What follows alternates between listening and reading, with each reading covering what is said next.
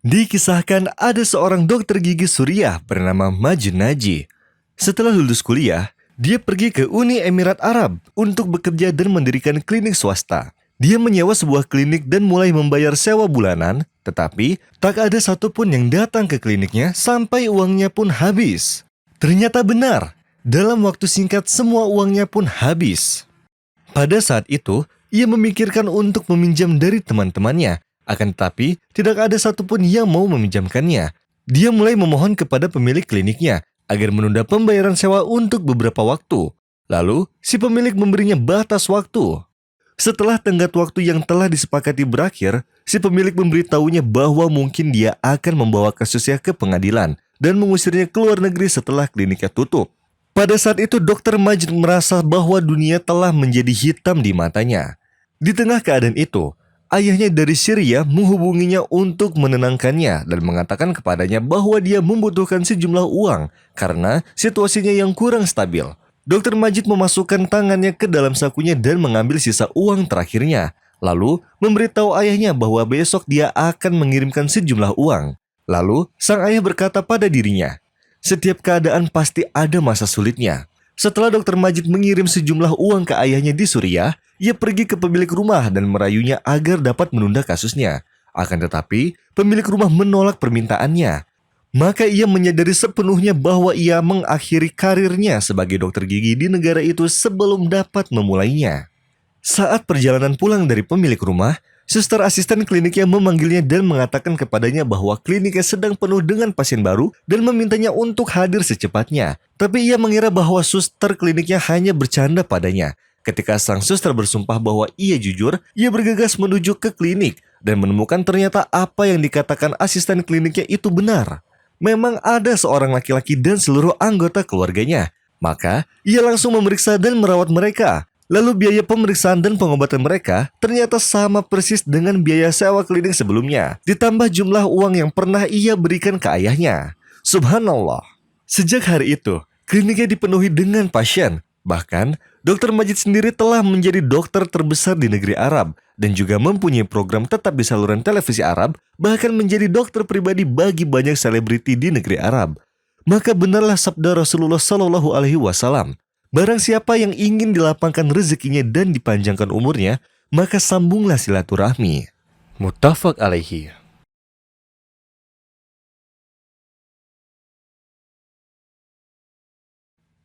Seorang dokter menganalisa seorang wanita muda yang berada di laboratorium rumah sakit pemerintah. Tiba-tiba, masuklah seorang wanita tua lalu putrinya yang masih muda, serta anak dari putrinya yang menempel di pangkuannya. Lalu ia berkata kepada dokter dengan sangat keras, "Kami ingin melakukan pengecekan gula untuk orang tua ini. Saya berharap kepada Allah agar ia terkena penyakit gula lalu mati, dan kami dapat beristirahat darinya." Kemudian putrinya meneriakkan kata-kata kasar kepada ibunya dan menarik tangannya dengan kuat sehingga hampir membuatnya terjatuh ke lantai. Sang dokter tidak bisa menahan amarahnya, lalu berkata, "Takutlah pada Allah terhadap ibu mertuamu, karena dia adalah ibu dari suamimu yang membimbingmu." Putrinya berkata dengan marah, "Pertama, ini ibuku, bukan ibu mertuaku. Dan kamu tidak mengetahui apa yang telah ia lakukan pada kami. Dia telah kehilangan akal sehatnya hingga ayah dan saudaraku memberikannya kepadaku agar aku menderita karenanya. Aku telah membawanya untuk tinggal bersamaku dan suamiku dari 5 tahun yang lalu. Yang saat itu suamiku bekerja sebagai buruh harian. Lalu sekarang dia menjadi seorang pengusaha. Dan kehidupan kami bangkit setelah kemiskinan. Maka dengan perlakuannya ini, aku takut suamiku akan menceraikanku lalu mengusirku dari rumahnya. Apakah kamu tahu? Dia pernah menyiram orang-orang dari teras rumah." Sang dokter terkejut dengan kata-kata provokatif putrinya. Meskipun demikian, dia tetap berbicara kepada ibunya dengan lembut dan sopan. Lalu, dia menasihati agar ibunya berbuat baik. Maka sang putri berkata kepadanya, "Jika tidak bisa membantuku atau membantunya, maka bawalah ia ke panti jompo." Kemudian sang dokter berpikir beberapa saat, lalu berkata kepada sang putri, "Saya akan memberimu istirahat sepenuhnya. Saya akan membawanya untuk tinggal bersama saya. Sekarang saya tinggal hanya dengan ibu dan adik laki-laki saya. Jika kamu merindukannya, hubungi saya di nomor telepon ini." Maka sang putri senang. Lalu ia meninggalkan rumah sakit seolah-olah muncul sebagai pemenang dari sebuah peperangan. Kemudian, dokter tersenyum kepada ibunya. Lalu ibunya berbicara kepadanya seperti gadis kecil. "Kebahagiaan atasmu. Putriku memukulku dengan sangat puas di wajahku. Padahal aku menyiram air pada orang yang lewat dari teras karena memang cuaca sedang panas. Maka dokter memeluknya dan menangis ketika dia merasa seolah-olah berurusan dengan anak kecil yang tidak bersalah. Dan berkata kepadanya, "Jangan seperti itu ibuku. Setelah 1 jam atau lebih, ibu akan pergi bersamaku ke rumahku. Dan ibu akan sangat senang di sana." Sang dokter sangat senang ketika setelah dianalisis, ternyata ibunya tidak terkena diabetes. Setelah bekerja, ia membawanya ke rumah dan dikenalkan kepada ibunya, yang mana ibunya menerimanya dan merawatnya dengan baik seperti putrinya atau saudara perempuannya sendiri. Hanya dalam 2 minggu, tiba-tiba ibu dokter menelpon sang dokter dan berkata sambil tersenyum, "Hari ini aku tawarkan padamu 2 orang pelamar, yang satu sepupumu dan yang lain adalah tetanggamu, yang mana mereka berdua baru kembali dari luar negeri dan sedang menunggu tanggal untuk mengunjungi kita." Sang dokter tersenyum lalu berkata, "Subhanallah ibuku, sejak wanita ini datang ke rumah kita mendapat keputusan pengadilan hak asuh di negeri ini. Lalu aku dipromosikan dan sekarang ada 2 orang pelamar datang. Padahal aku berusia 30 tahun. Sungguh mulia wanita ini sehingga Allah menjadikannya sebagai sebab kegembiraan kita." Hanya berselang kurang dari 1 bulan, sang putri yang kejam menghubungi dokter dan meminta untuk menemui ibunya di rumahnya. Ketika dia menemui sang dokter, ia berkata kepadanya sambil menangis, "Di mana ibu saya, wahai dokter? Saya ingin mencium kakinya dan meminta maaf padanya. Karena saat dia meninggalkan rumah, tiba-tiba segala bencana menimpa kami. Perusahaan suami saya bangkrut. Sekarang ia di departemen kepolisian, maka dia harus bertanggung jawab atas konstruksi. Lalu anak saya sekarang berada di rumah sakit karena penyakit yang serius. Dan aku tidak bisa tidur karena mimpi yang menggangguku. Ketika ibu saya bersama kami, Allah memberkati kami anak, harta, ketenangan pikiran karena keberkahannya. Dan sekarang keberkahan itu hilang karena perlakuan kami yang buruk terhadapnya. Saya ingin ibu saya, kumohon dokter." Sementara itu sang ibu keluar dari kamar yang dikhususkan untuknya. Dan sang putri terkejut dengan kebersihan, keanggunan, dan cahaya yang terpancar dari wajahnya. Maka ia langsung memeluk putrinya seraya berkata, "Aku merindukanmu cintaku, dan juga pada rumah kita. Aku akan meminta izin dari putriku yang dokter dan juga ibunya agar aku kembali denganmu." وَقَضَى رَبُّكَ أَلَّا تَعْبُدُوا إِلَّا إِيَّاهُ وَبِالْوَالِدَيْنِ إِحْسَانًا إِمَّا يَبْلُغَنَّ عِندَكَ الْكِبَرَ أَحَدُهُمَا أَوْ كِلَاهُمَا فلا تقل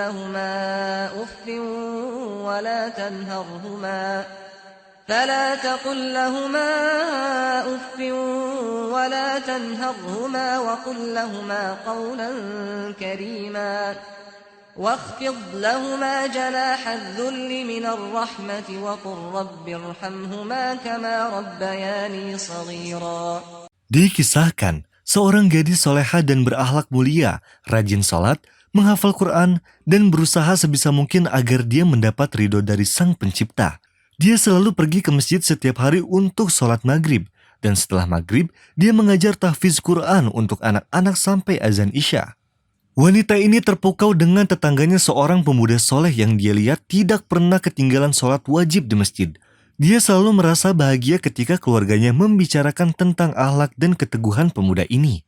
Orang tua sang gadis merasa anaknya mengagumi pemuda itu, dan dia tahu dari orang tuanya bahwa pemuda itu akan pergi safar ke luar negeri. Dan setelah kembali menetap, dia akan mencari pengantin wanita dari negerinya. Sang ibu pun senang dengan kabar ini. Dia akan mencari pengantin wanita dari negerinya. Sang ibu pun senang dengan kabar ini.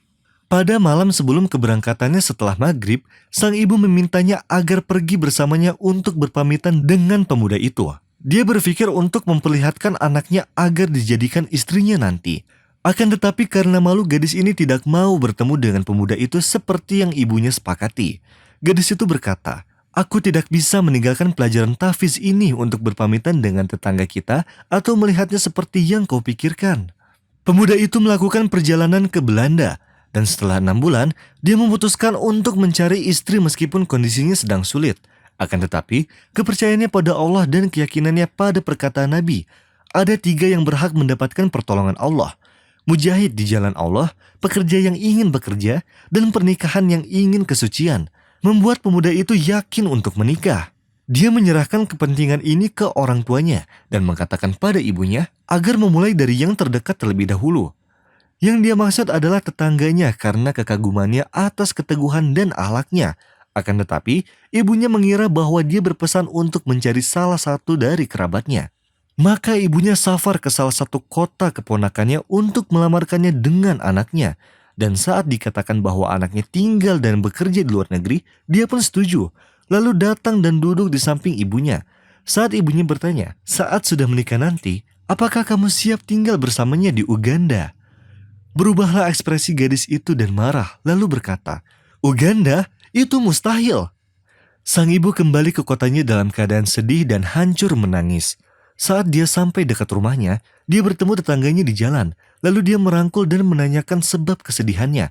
Kemudian ibu itu menceritakan kisahnya. Lalu dia bertanya pada gadis itu, Demi Allah, aku sangat menyukaimu karena adabmu dan juga akhlakmu. Apakah kamu mau menerima anakku sebagai suamimu dan pergi bersamanya ke Uganda? Gadis itu pun tersenyum dan berkata, Aku setuju wahai ibu. Sore itu dia dan keluarganya pergi untuk melamar gadis itu, lalu menelpon anaknya. Setelah memberi salam, dia langsung mengabarkan bahwa tetangganya setuju. Lalu teleponnya diberikan kepada gadis itu agar mereka berdua bisa berbicara. Gadis itu memulai dengan salam, lalu menanyakannya bagaimana cuaca di Uganda. Pemuda itu tertawa dan berkata, Aku tinggal di Belanda. Ibuku selalu salah dan mengatakan Uganda. Dan aku sangat senang bahwa ibuku faham keinginanku dan melaksanakan wasiatku dan dia memilihmu saat aku memintanya memulai dari yang terdekat. Gadis itu gembira saat dia tahu bahwa dia diimpikannya seperti dia memimpikan pemuda itu. Dan dia banyak meminta pada Allah agar mewujudkan impiannya. Dia memuji Allah atas pemberiannya dan bimbingannya, lalu berkata, Sungguh benar perkataanmu wahai kekasihku Rasulullah saat mengatakan, jika kalian bermimpi, maka perbanyaklah meminta kepada Allah. وَإِذَا سَأَلَكَ عِبَادِي عَنِّي فَإِنِّي قَرِيبٌ أُجِيبُ دَعْوَةَ الدَّاعِ إِذَا دَعَانِ فَلْيَسْتَجِيبُوا لِي وَلْيُؤْمِنُوا بِي لَعَلَّهُمْ يَرْشُدُونَ